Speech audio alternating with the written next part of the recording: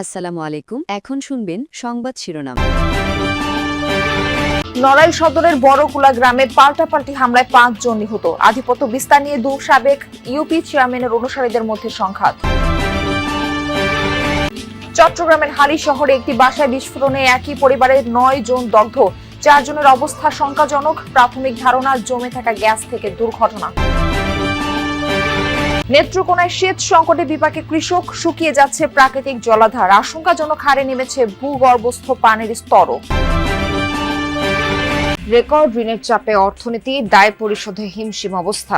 চ্যালেঞ্জের মুখে পড়বে নতুন সরকার, বলছেন বিশ্লেষকরা। এতক্ষণ শুনছিলেন সংবাদ শিরোনাম। এখন শুনবেন বিস্তারিত। নড়াইল সদর উপজেলায় আধিপত্য বিস্তারের জেরে দুপক্ষের পাল্টাপাল্টি হামলায় বাবা ছেলে সহ 5 জন নিহত হয়েছে।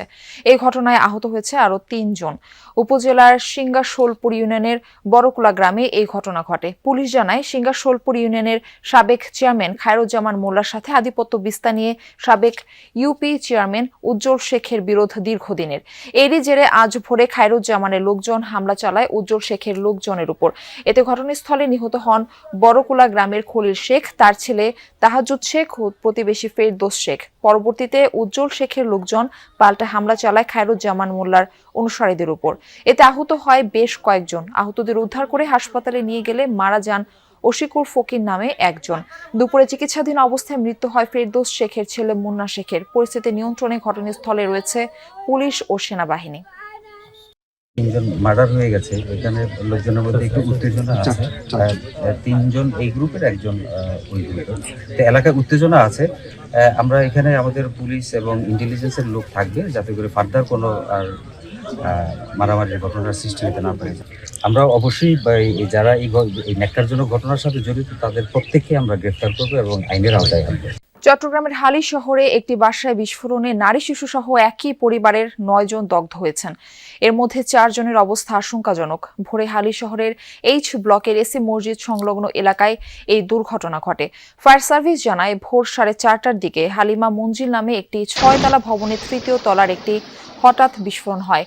বিস্ফোরণের পর ওই ঘরে আগুন ধরে যায়। খবর পেয়ে ঘটনাস্থলে যান ফায়ার সার্ভিসের সদস্যরা। প্রায় 2 ঘন্টার চেষ্টার পর তারা আগুন নিয়ন্ত্রণে আনেন। তবে ফায়ার সার্ভিস ঘটনাস্থলে পৌঁছানোর আগে দগ্ধ ব্যক্তিদের উদ্ধার করে হাসপাতালে নিয়ে যান স্থানীয় বাসিন্দারা। প্রাথমিক ধারণা, রান্নাঘরে জমে থাকা গ্যাসের বিস্ফোরণে সবাই দগ্ধ হয়েছেন। স্থানীয়রা বলছেন, ওই বাসায় এলপিজি সিলিন্ডার ব্যবহার করা হয়। কোনো কারণে চুলা থেকে গ্যাস লিক হয়ে রান্নাঘরে গ্যাস জমে যায়। যারা ভর্তি আছেন তাদের মধ্যে 4 জনের অবস্থা আশঙ্কাজনক এবং যে ঘটনাস্থল, যে ভবনটিতে যে ভয়াবহ বিস্ফোরণের ঘটনা ঘটেছে সেই ভবনটিতে আমরা রয়েছি। আমরা একটু ভবনের ভেতরের দৃশ্যটা, একটু যে ফ্ল্যাটটিতে এই বিস্ফোরণের ঘটনা ঘটেছে সেই ফ্ল্যাটের দৃশ্য যদি একটু দেখাতে চাই। আমরা সেখান থেকে যে দৃশ্য দেখতে পাচ্ছি, পুরো ভবনের অর্থাৎ এই যে 6তলা ভবনের 3 তলার ফ্ল্যাটটি একেবারে বলা যেতে পারে ধ্বংসস্তূপে পরিণত হয়েছে। এবং এই যে রান্নাঘর দেখতে পাচ্ছেন, সেই রান্নাঘর থেকেই কিন্তু মূলত এই যে বিস্ফোরণ, সেই বিস্ফোরণটি হয়েছে। প্রথম দিকে সবাই যদিও বলেছে যে গ্যাস সিলিন্ডার বিস্ফোরণে এই ঘটনা, তবে আমরা যেটা ফায়ার সার্ভিস এবং এখানকার স্থানীয় যারা রয়েছেন তাদের সাথে কথা বলে, পার্শ্ববর্তী প্রতিবেশী অর্থাৎ পাশের ফ্ল্যাটের মানুষজনের সাথে কথা বলে জানতে পেরেছি যে এই যে গ্যাসের যে আমরা দেখতে পাচ্ছি চুলাটি, সেইখানে কোনো জায়গায় কিন্তু সিলিন্ডার নেই। এটা সরাসরি কর্ণফুলী গ্যাস ডিস্ট্রিবিউশন কোম্পানি লিমিটেডের লাইন। সেই লাইন গ্যাস এখান থেকে যতটুকু আমাদেরকে বলা হচ্ছে যে ফায়ার সার্ভিসের পক্ষ থেকে, এই যে গ্যাসের যে চাবিটি থাকে যেটা দিয়ে চুলা জ্বালানো হয়, সেই চাবিটি হয়তো তারা অন রেখে, অর্থাৎ গ্যাসের যে আগুন, সেই আগুনটি বন্ধ করার পর গ্যাসের কেউ একজন সেই লাইনটি অন করে রাখে, যার কারণে পুরো ঘরের মধ্যে গ্যাস জমতে শুরু করে। এবং রাতে যখন তারা ঘুমিয়ে যায়, পুরো রাতভর গ্যাস এখান থেকে বের হয়ে ঘরে জমে যায়। এবং যখন ঠিক সেহরির টাইম যে সময়টিতে, সেই সময়টিতে তারা যখন উঠে খাবার গরম করতে যায়, আগুন যখন জ্বালাতে যায়, সেই আগুন জ্বালানোর সাথে সাথে পুরো ঘরেই কিন্তু বিস্ফোরণের সৃষ্টি হয়। এবং সেই বিস্ফোরণের সাথে সাথে কিন্তু আশপাশের যে ফ্ল্যাটগুলো রয়েছে, এটির পাশাপাশি আমরা দেখতে পাচ্ছি যে প্রতিটি দরজা একেবারে ভেঙে পড়ে গেছে এবং আশপাশের যে ফ্ল্যাটগুলো রয়েছে সেগুলোরও অবস্থা খুবই ভয়াবহ। এবং আমরা বেশ কিছু সিসিটিভি ফুটেজও দেখেছি যেখানে দগ্ধ অবস্থায় এই যে ফ্ল্যাটে যারা বাস করতেন তেমন 9 জন এখান থেকে ছুটে বের হতে দেখেছি। এর মধ্যে একজন শিশু রয়েছে, নারী রয়েছে, তাদের মধ্যে 4 জনের অবস্থা বেশ আশঙ্কাজনক। এখানে বেশ কয়েকজন আসছেন বিষয়টি দেখার জন্য। আপনারা আসলে কি দেখলেন, কি জানলেন এখানে আসে? জি, আমরা যেটা দেখলাম আমাদের কাছে মনে হচ্ছে এই বাড়িতে তো মোটামুটি সবগুলো মিলে ওনারা ভালো পরিবেশে থাকতেন, আমরা এটা এতটুকু জানি। এখানে যেটা বুঝতেছি ওনাদের এখানে গ্যাসের চুলাটা মনে হয় অন করা ছিল, সব দরজা জানালাগুলো লাগানো ছিল, ওরা সেরি খাওয়ার জন্য উঠছেন, এমত অবস্থায় মানে হয়তো ম্যাচের কাটি টাটি মারছেন বা গ্যাসের একটা ইয়ে দিচ্ছেন, পুরো ঘর বাস্ট করছে, এই যদি কিছু হবে। আমরা কথা বলছিলাম এখানে যারা প্রতিবেশীরা রয়েছেন, যারা এখানে এসেছেন বিষয়টি দেখার জন্য, তাদের সাথে পুরো ঘরটি অর্থাৎ যে ফ্ল্যাটটি 3 তলার, পুরো ভবনটি হচ্ছে 6 তলার।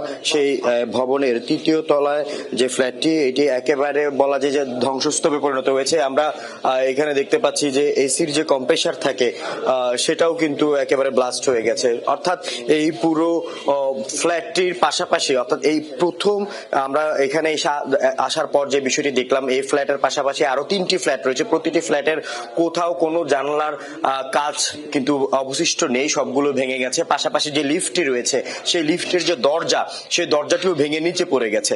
অর্থাৎ বিকট শব্দে এই বিস্ফোরণ হয় এবং ঘটনাটি খুবই ভয়াবহ এবং আশপাশের মানুষের মধ্যে আতঙ্কের সৃষ্টি হয়। ফায়ার সার্ভিস আসে ঠিক সকাল ভোর 5:50 দিকে আসলে এই আগুন নিয়ন্ত্রণে আনে এবং এর আগেই কিন্তু যারা দগ্ধ হয়েছেন তাদেরকে উদ্ধার করে স্থানীয় হাসপাতালে পাঠিয়েছে। পানির সংকটে বিপাকে নেত্রকোনার কৃষক।